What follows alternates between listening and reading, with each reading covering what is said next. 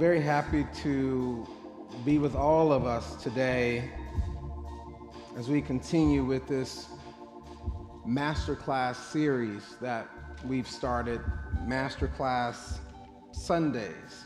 I have a little bit of an echo, Chris.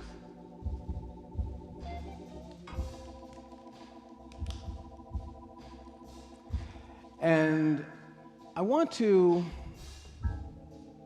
look at the topic for a minute before I bring our guest up through the lens of one of the master teacher's most important questions. Jesus was asked, how often shall we forgive? You know, on this big spinning planet with billions of people, we bump into each other and we hurt each other along the way from time to time with the billions of us. And sometimes we do it repeatedly. Sometimes we do it consciously. Sometimes we do it unconsciously. But if you've been alive longer than 3 or 4 seconds, you might have been hurt or hurt someone. Anybody can testify to that? And so this response that Jesus gives was, well, we forgive not 70 times 7, but not 7 times 7, but 70 times 7, or as often as forgiveness is required. And for some of us, we feel that we have forgiveness fatigue. Who knows what I'm talking about? Maybe there should be something done to make repairs before we do the forgiving. And then if you make some repair after, then I'll know that there's some sincerity around it. And then I feel justified in my forgiveness. Have you ever felt that way? So then we have learned this prayer all over the world. And it was included in this prayer that Jesus taught his disciples, because it was known that we are prone as human beings to mess up. Anybody mess up once in a while? Okay. So repeat this prayer after me. You might know it. Our Father, who art in heaven, hallowed be thy name. Thy kingdom come, thy will be done on earth as it is in heaven. Give us this day our daily bread. Here it comes. And forgive us our trespasses, as we forgive those who trespass against us. And leave us not in temptation, but deliver us from error. For yours is the kingdom, the power, the glory, forever.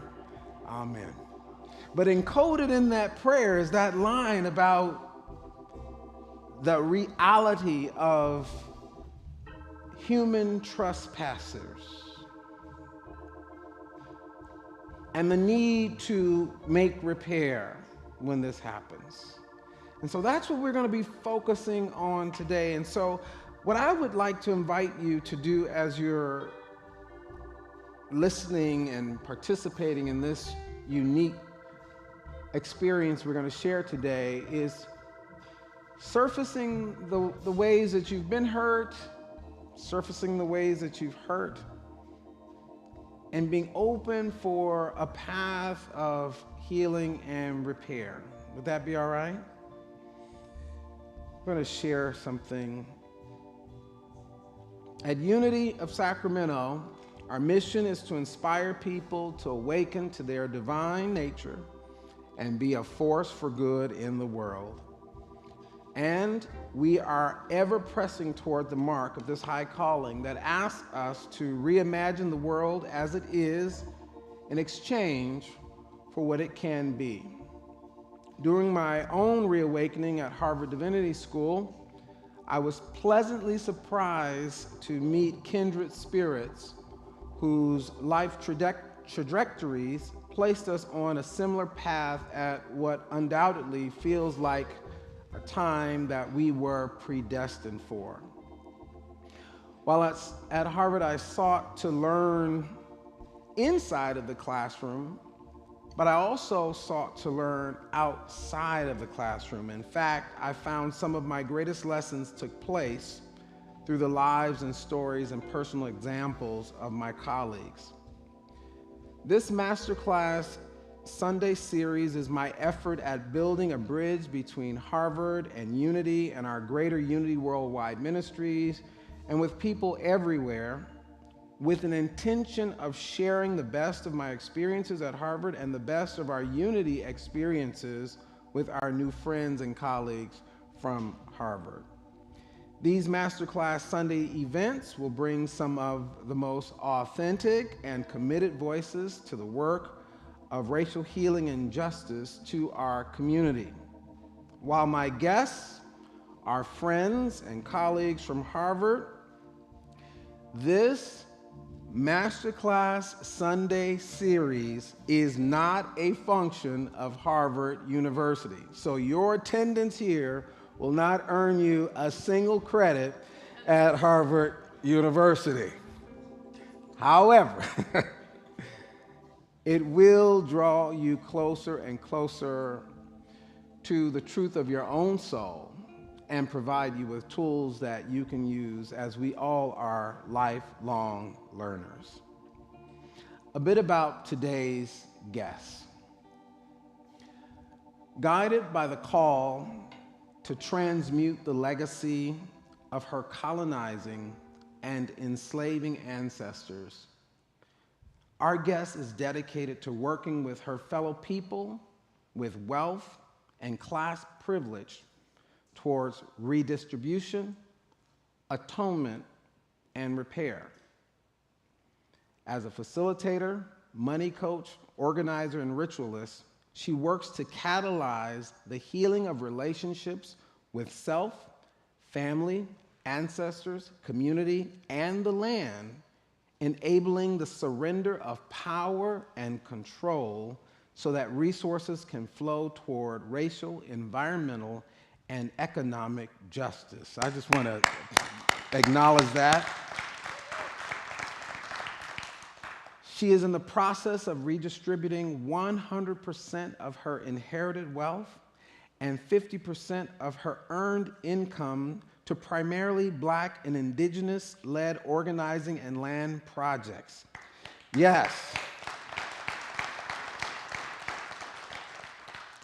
She is a resident of Canonical Farms, a multiracial, interfaith, cross-class, intergenerational, intentional community in Lee's John Olone territory, also known as Oakland, California. I want you to pronounce that correctly for me when you come up here. And she recently graduated with me from Harvard Divinity School, where she studied the spiritual dimensions of the work of reparations required of white people. And she was a force of nature on that campus. She inspired so many people at Harvard Divinity School, and I imagine around the world, with her gentle spirit about moving power with a whisper. Let's welcome, along with her husband Travis, to Unity of Sacramento, her newly wed husband Travis, to Unity of Sacramento, Morgan Curtis. Welcome, Morgan.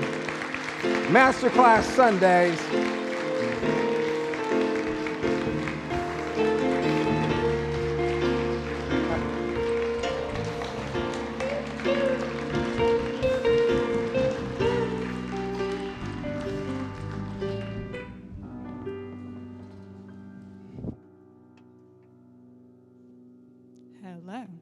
You can hear me.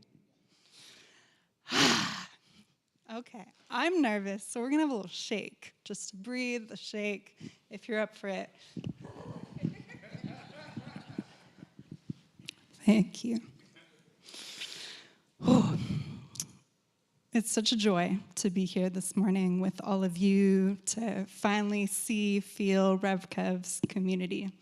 Thank you so much for having me. As he spoke to, we had the privilege to attend Harvard Divinity School together, where lots of beautiful things happened, many stories for another time. But the piece I want to focus on this morning is my journey with religion, with the sacred, with spirit. Going to divinity school was actually one of the first times that people asked me all the time, so like, what religion are you? What tradition are you? I was raised in a pretty atheist household and community where no one had really asked me that before. And yet I knew that Spirit had called me to this course of study, so I had to figure out what to say. And that's some of the story I want to share with you all today, is how I've come to see this work of repair, the work of reparations required of me on behalf of my ancestors, on behalf of those they harmed, has come to be my spiritual path. And I'm so blessed, as Rev Kev mentioned, to live in a community that accompanies me, a spiritual home, a place where I'm invited to do this work at ever deeper levels. And we have a Sunday morning gathering as well that just finished about an hour ago, and I want to share with you a prayer that we speak every week in our community.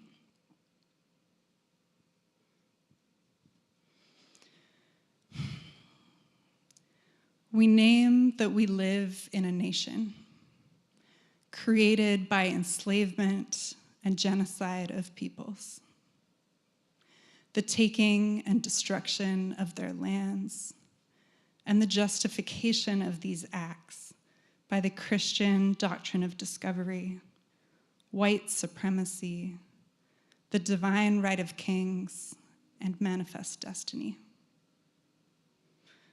We acknowledge that some of us continue to benefit from this history, while others of us continue to suffer its injustices, while some of us experience both. Through grace and humility, we invite healing as we ask forgiveness for what we and our ancestors have done and failed to do. With their help, we commit ourselves to transform rather than transmit the trauma.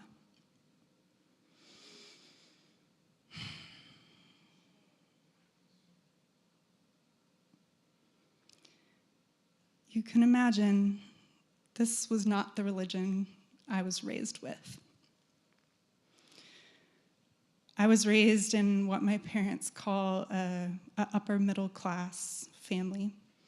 I attended private school where no one ever talked about race, class, power. I was raised in a family where there were portraits of our ancestors on the wall and my great-grandmother's family tree hanging proudly. And so ever since I was a child, I knew that my family was connected to some of the earliest histories in this country, but no one was ever giving me any context to what that really meant. And so it was only when I came to college and began to find myself getting involved with the movements that were happening on campus that I was invited into thinking critically about myself and my own history for the first time. And I was involved in a movement for fossil fuel divestment on my campus that was asking our university to pull its investments from that death-dealing industry. And it was around that same time that I stumbled across the fact that there was an investment account in my own name that my father had set up when I was a child. And that account was invested in the very same corporations that I was campaigning against at school. And so it was the first of many moments of knowing and learning and hearing that the roots of the crises of our time are in our colonial past, in our past of enslavement and all the legacies it leaves today. And me beginning to finally notice, oh, like, I'm part of this. My family is part of this. And my initial reaction to learning about this money, learning about this history, was to be really angry. And I directed some of that anger towards myself through adopting postures of guilt and shame, and sometimes that felt like self-hatred. And I directed it towards my father, who was the living face of this lineage that I was learning about. And so while I had these impulses around how can this money do something different towards healing, the only thing I really succeeded in doing was pushing my father away and putting up walls between me and the money. And so I found myself years later in community at Canticle Farm, living in Oakland, Lishan-Ohlone territory, where I was making home alongside people with very different histories to my own, living alongside formerly incarcerated men, former Black Panthers, recently arrived migrants, young Indigenous organizers, this beautiful, beloved community, hard work, I'm sure y'all know, that were finally inviting me to look at, Morgan, if there's a role for you in this work for liberation, it's working with your own people. And I initially put up so much resistance to that. I was like, can y'all not see how much work and energy I put into getting far away from the world that I come from? Like, I don't even like white people. Like, I don't want to go back there. And yet, with so much patience that was offered me, I saw that that's what I had to do. I had to turn back towards that world that I come from. And so the first step was really reconnecting with my father, beginning a reconnecting journey with him that finally allowed me to be able to move some of that money. And what I had learned I had inherited when I was about 21 years old was about $500,000, $500,000. And I'm almost to the end now of redistributing those resources. And as Rev Kev mentioned, my focus has been on moving them back to the communities that my ancestors took them from. And so I've moved it primarily to Black-led projects and Indigenous-led projects with a big focus on land, on housing, as the source of wealth and security that so many people need. Just some examples. Earlier this month, I was able to move some of the last of these resources to the Winnemem-Wintu tribe in far northern California, who are in the process right now of reclaiming 1,000 acres of their ancestral territory to rebuild a village. I've also been able to move resources this year to Cabilio, where our teacher, Dr. David Ragland, lives, which is a Black intentional community in Massachusetts, which is where some of my ancestors were early settlers and also enslavers. And it's been a great privilege to be able to move some of those resources in support of their vision for healing. And through this work of return, I think my father has been most afraid that through this work that I'm disowning our family or disowning our ancestors. And ultimately what I've seen is it's brought me closer to my ancestors than I ever otherwise could have been.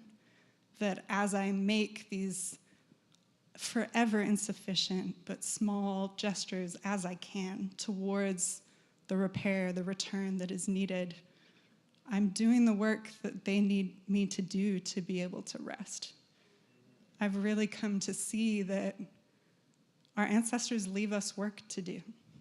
And it's different in every family, and this is just what it looks like in mine, is that this is what my people are requiring of me right now, so that their story doesn't end in violence, so that their story doesn't end in white supremacy, but that maybe one day we might finally get towards the edge of something else. And so this work of returning the money is just one little piece of that. We all know that money can never account for the bigness of this violence and this story, but it's been a place for me where the spiritual has become material, where we can put ourselves and actually put something on the line and put our skin in the game. And through that work, it's brought me into a relationship with so many incredible people, both the descendants of those my ancestors harmed and other people with stories like mine. And that finding of beloved community is where I've found my church. It's in this work of repair. It's in this work of coming together, of taking responsibility, of building practices that remind us who we are and ground us in our relationship to ancestors and those who are yet to come. So I want to close just with one quote from someone who I've learned from just remotely, but with so much respect in this work, Jewish Puerto Rican poet Aurora Levins Morales. She says, "For people committed to liberation, to claim descent from the perpetrators is a renewal of faith in human beings. If slavers, invaders, committers of genocide, inquisitors can beget abolitionists, resistance, unity builders, then anyone can transform an inheritance of privilege or of victimization into something more fertile than either." Thank you.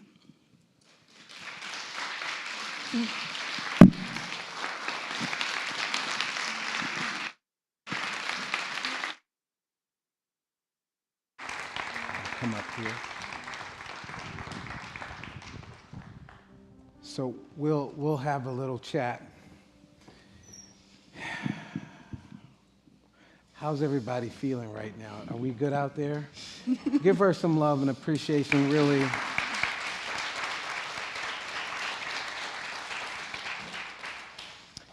So honored, so deeply moved by the place you're sharing from today. You shared about this work of repair as your own mission, particularly with people, as Dr. Cornel West said when he was sitting here, of a vanilla expression. How supported do you feel as you take up this very important and unique legacy on behalf of your ancestors? How supported do you feel by colleagues, friends, family as you move into this work? Yeah, as I spoke to at the close there, this work has brought me into worlds that I could never have known existed unless I dared step towards them. And, I'm absolutely not the first person to be doing things like this. Yeah. And it's been important for me to learn some of those histories of white anti-racist folks across generations, to meet. I reconnected with an elder recently who said, "Oh yeah, in the 60s, I gave all my inherited wealth to the Black Panthers." And I was like, "Oh, cool. This has been done before." And so it's been deeply connecting to find the people who were in it together, you, others. And then in my family, I alluded to some of the journey with my father. That's been a big roller coaster, ups and downs, and we're pretty good right now. Yes. I got a chance to meet her dad at graduation. That was a delight. He loved me. He's like, hey, Rev Kev. No, it was good to meet him. And it did appear, I'm kidding. It did appear though that he had made some progress from from that time that you write about in your book. By the way, she's the author of the book, Decolonial Dames of America. And those are the first, so many of you who are in the coffee clutch today will get a copy of this book. But in the book, you talk a little bit about when you took your father on a revisit to your ancestral home. And that kind of tension that existed then. Open up on that a little bit and where you feel that you all have arrived at this point. Yeah, I write about in the book an experience of going with my father to a home that was in our family mostly in the 1800s in upstate New York. And when we arrived to the house expecting to just visit, it was actually abandoned and falling apart. And my dad went into the back and pulled himself up through the floorboards and opened the door from the inside. And suddenly we were walking the halls of our ancestors. And it was such a striking experience for me of what he could see, which was kind of a romanticized world of wealth from back then. Like, oh, wouldn't it be cool to live like this? And what I could see was the steep back staircase going to the quarters where folks lived and worked. Let me quote you on that. The steepness of the stairs reminded me this house was also a place of work. Perhaps some of those who served my family as butlers, footmen, cooks, maids, governesses, and groundskeepers slept in this very room. This was their home too, however uneasily. It was only in 1827 that slavery had finally become unlawful in New York State. I cannot know the texture of these relationships, but the inequity feels clear. These people gave immense amounts of labor to my family, while all of the family's ill-gotten wealth went to their descendants, including my great-grandmother, who never had to work in the household or beyond. I believe I am the first generation of my father's family in North America to not experience being served by black people in the home, and my great-grandmother's trust fund is still generating wealth today. And tell your great-grandmother's trust fund that she has a long-lost descendant named Kevin Roth. I'll get to work on that. Right. Talk a little bit about though that your lens in that moment and how it differed from your father's and how you engaged him about that, because you talked a little bit about your experience versus his. Yeah. I mean, I stopped to pray when I was in that house. For me, that place was heavy with memory, with those histories. And as I talk about in the book, I actually had found an ancestor's memoir where she wrote about her childhood in this home. And so I knew the names of some of the people who had worked there. And so in that moment, I was just coming like as humble as I could with the grief, with the just overwhelm of like, this took place here. And here I am now, 150 years later. What are the responsibilities I have and step into? And yeah, the rest of the book is actually my story of connecting with one of the descendants of one of the men who worked in the home. And yeah, the privilege it's been to be in relationship with her and her family and move resources towards them. You taught a class. While a student at Harvard, she also taught a class at Harvard. So not like she didn't have a full load already. But tell us a little bit about how you extended your mission in the class you taught, And I wanted to get in that class. I didn't qualify. Tell them why I didn't qualify to be in that. You could have come. I could have come. I tried. But go ahead. Tell them about the class and what happened in that class and why this was so significant. Yeah. Why I think it was so significant. Yeah, so for a few years now, out in the world, I've been gathering groups of people under the title of Ancestors and Money. And that's been for folks who are descended from these histories, folks who know that we have ancestry of colonization, of enslavement, and who also have money in their families and who are looking at how do we reckon with this. And that class that I'd taught out in the world was like 4 to 6 months. I was like, oh, a semester's about 4 months. Maybe I could do this at Harvard. And I think you all heard from Dean Melissa last week, some of you, and it was really her that made it happen. She was like, you should do this at Harvard. And I was like, really? Could that actually happen? And she supported me to write it into a syllabus. And so we had this class called Ancestors and Money, the Spiritual Dimension of the Reparations Work Required of White People.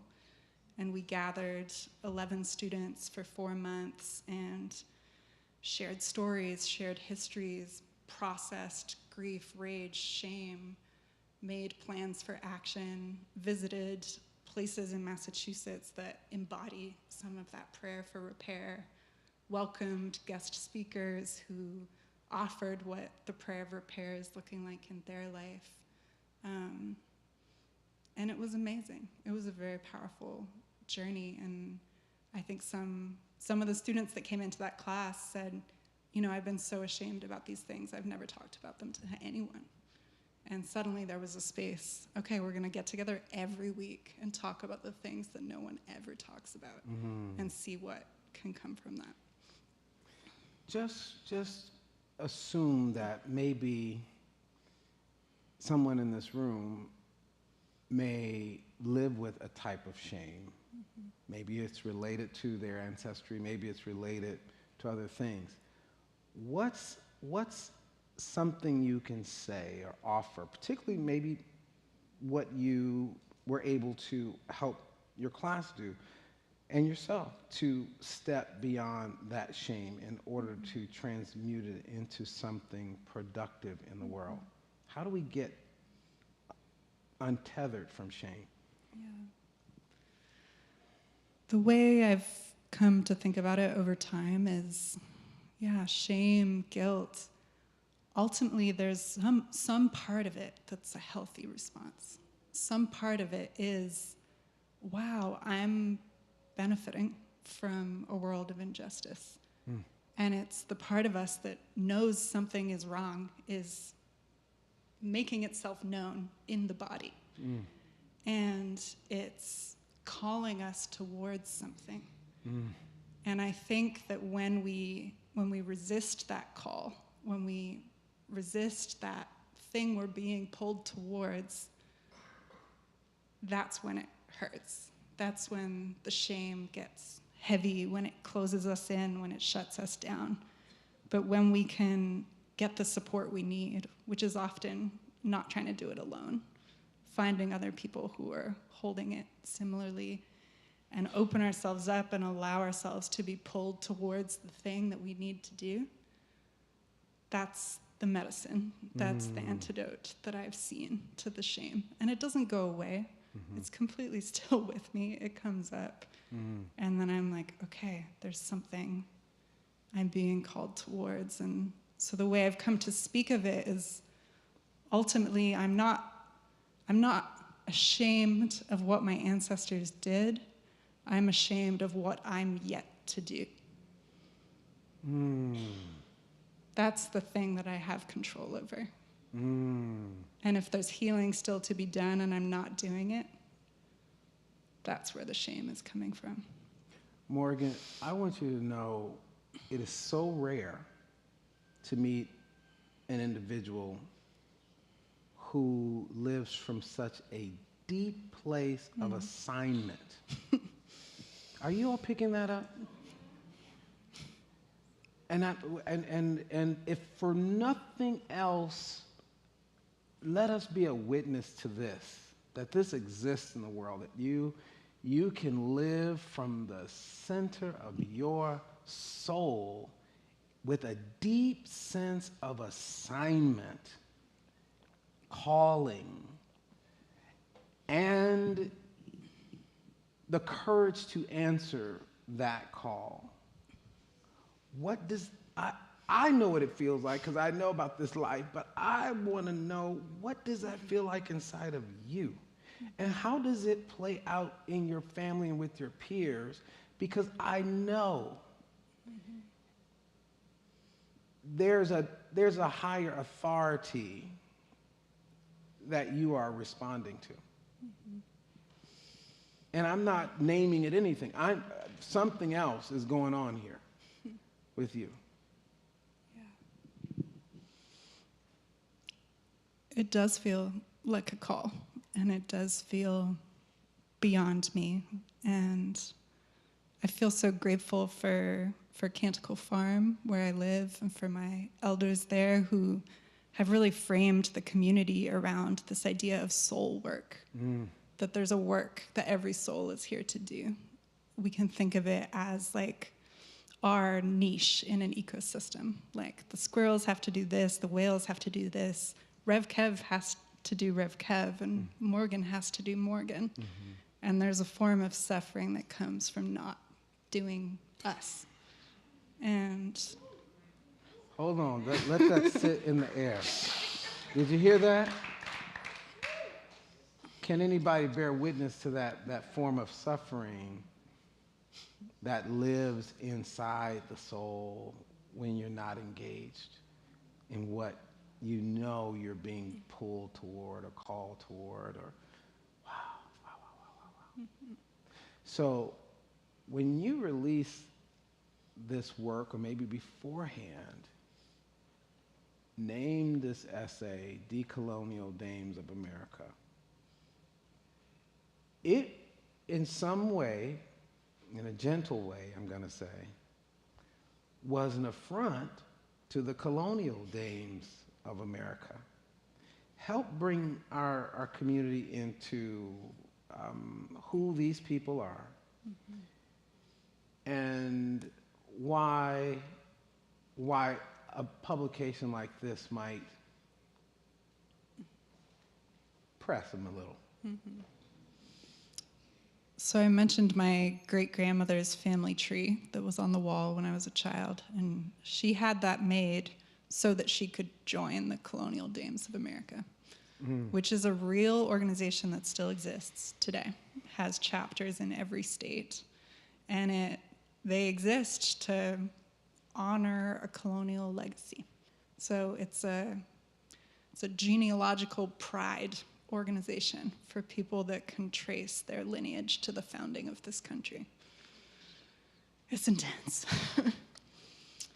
And I think what I've seen in a lot of people who share that lineage with me is there can be just a rejection of it, like a pretending that it's not there, pretending that it's not true, like, I don't want to look at that, like, that is bad stuff. And what I'm inviting in Decolonial Dames of America is, if the only story we let exist is the one of pride, that's the one that will forever be associated with that family story. But if some of us who believe that that story could lead to something else stand up and say, we're descended from those people too. Like, actually publicly claim that. Like, yes, I also come from the founding fathers. And it doesn't have to mean white supremacy. It doesn't have to mean exclusion. It doesn't have to mean shut the borders. It doesn't have to mean extractive capitalism. It could mean that we're called towards healing. It could mean that repair might be possible in the time to come. And so that's what I'm inviting my fellow eligible members for the Colonial Dames into. So how have they reacted? The Colonial Dames? Yeah, the Colonial Dames. What's been cool is there's been some who've reached out being like, this is cool. Okay. Like, maybe you're making me think. Okay. And one of the members in Massachusetts actually was in my class at Harvard. Really? And I read this essay to the class, and she came up to me afterwards and she said, I'm in the Colonial Dames. And she introduced me to some other people, and a conversation is starting. And I think for me, I'm not trying to reform that organization from the inside. They're on their journey, and there's something deeper and different that needs to happen.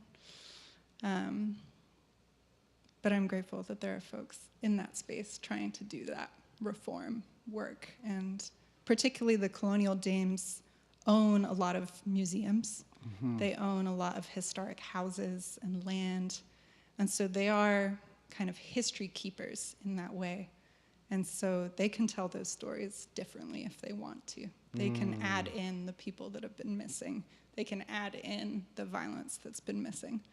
And so there is really work that can happen in that organization, and I'm grateful that people are doing it. Because this would really, were they to do so, they could also be influential in this challenge that we're having in America around critical race theory and the teaching of the true history of the country. Yeah. Yeah, I went to a Colonial Dames house museum in Alexandria, Louisiana, former plantation house that mentioned slavery for about 3 minutes towards the end of the tour. So there's a lot of work to be done. And you're doing a lot of work. You actually are. We were in a class together. We were in a couple classes together. But We were. let's talk about the last class together, which was reparations as a spiritual practice with Dr. David Ragland. And let me tell you, my eyes were open this wide because for many of us, it was, for many, a big part of America said that we made it when we elected the first African-American president, and we were in a post-racial society after that. That was a huge, kind of way of thinking. And so reparations was, for some, not even, a question, because he was going to solve the race problem. And with his very election, he solved the race problem. So the idea that reparations is even a possibility for many folks, we don't believe we would see it in our lifetimes. So in this class with Dr. Ragland that we were in together, tell what we learned and what's happening as a result of people choosing to do it now. Yeah. First, I hope it's okay we parked in Obama's parking spot. I was like, I don't think he's coming. Actually, he'll be here any moment now. No, that's so cool. Yeah. We do crazy things around here. I was like, I think they all have names on. I don't. Cornell was here last week. He says, I parked in Howard Thurman's spot. And no, he will not be coming either. We'll tell you about what that is after this. Okay. Yeah, I'm so grateful that class got to happen at Harvard. And that was also the work of Dean Melissa. And Dr. Ragland is someone I've been learning from and working with for some years now. And it was our other friend Emma who actually had the idea, what if Dr. Dave came and taught Did Emma at Harvard? Come up with the idea? Yeah. So let me just say this, okay? Are there any children in here? Okay, too bad. These sisters, Emma and Morgan, were in there waist deep, low-keying the revolution at Harvard, okay? I'm just saying, I didn't realize Emma made that happen. It was Emma's idea, and then I brought it to Dean Melissa, and then she made it happen. Wow. Yeah. Wow. Yeah. Wow. And of So- course, Dean Melissa, as we met last week. Yeah. Okay. Tell them what it was and, Yeah. why it was important.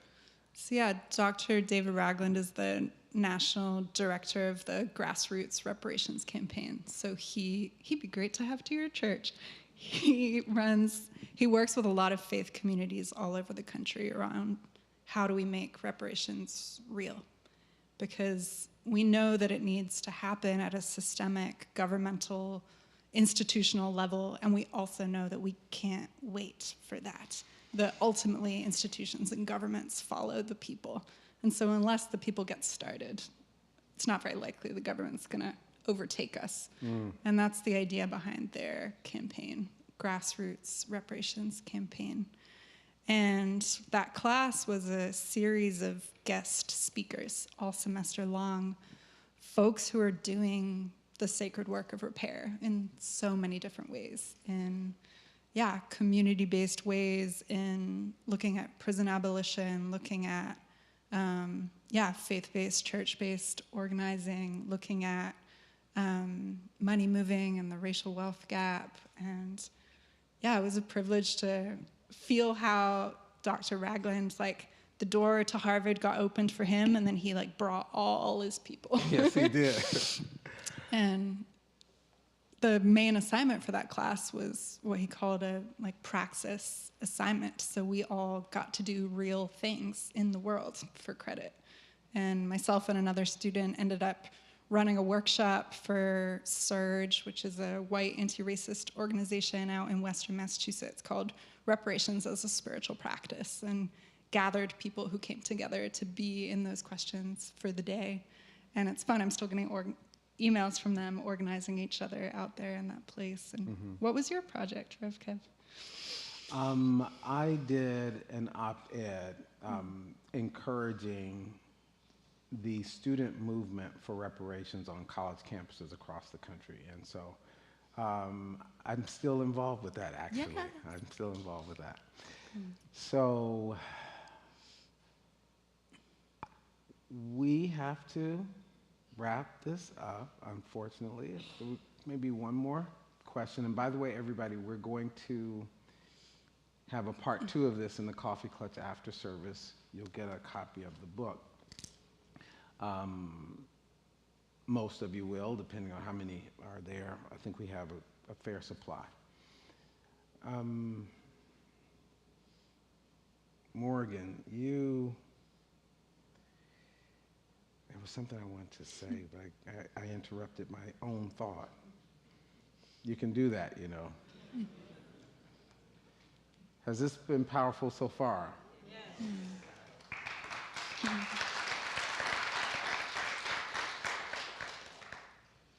For people sitting here who are contemplating taking a step, I want to take a step. Oh, this is what I'm going to say. Then I'm going to get out of here. Oh, yeah. Then I'll get to that. Tell us. See the thought? You see how it just came back in? So go out to dinner with you and Travis and some of your friends and students from your class, I believe it was. Do you remember that gathering? Was it after the book reading? After the book reading that night. So casually, because of Morgan's influence, Morgan's friends are sitting at the table casually talking about what they have been up to because of Morgan. And so conversation goes like this: well, given what I've learned, I've now hired a financial manager who is of African descent who can help me reconnect with the descendants of the stolen land, stolen wealth, that sort of thing. And so far, I've given a few million back. I haven't given as much as I could thus far because my daughter doesn't want to be involved. They don't have the same spirit I have about it. And the next one says, well, I've given a few $100,000 so far, and I did the same thing. And around the table, all these millions are just being thrown around.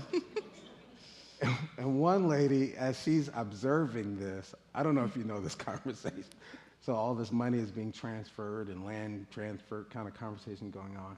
And one lady says, well, that's a lot. You guys are really, really doing a lot. She says, I'm not that wealthy.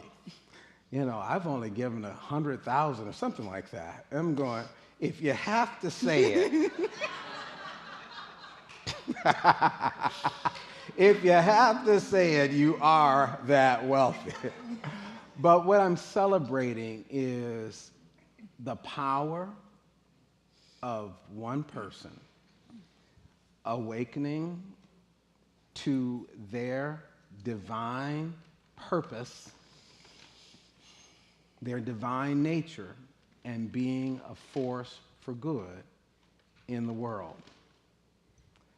And I'm grateful that you're having a ripple effect, and I hope in some way our coming together will help to further your legacy. Mm-hmm. Thank you, Morgan Curtis, for being here at University of Sacramento. So grateful.